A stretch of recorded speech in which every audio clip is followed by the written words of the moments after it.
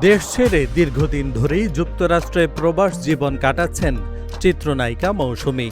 কিন্তু সেখানে গিয়েও যেন বসে নেই তিনি। আসছে তার নতুন কাজ কন্ট্রাক্ট ম্যারেজ। শুরুতে এটি সিরিজ হিসেবে প্রকাশ হওয়ার কথা থাকলেও পুরোদমে সিনেমা আকারে আসছে এই প্রজেক্ট।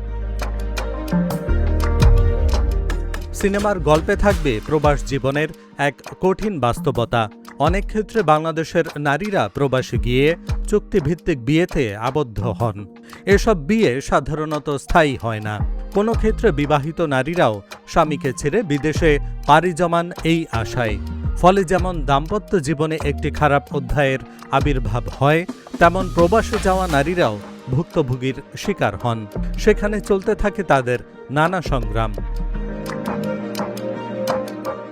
15 মে কন্ট্রাক্ট ম্যারেজ নামের এই সিনেমা মুক্তি পাবে প্রেক্ষাগৃহে। মৌসুমীর বিপরীতে অভিনয় করেছেন নির্মাতা ও অভিনেতা হাসান জাহাঙ্গীর।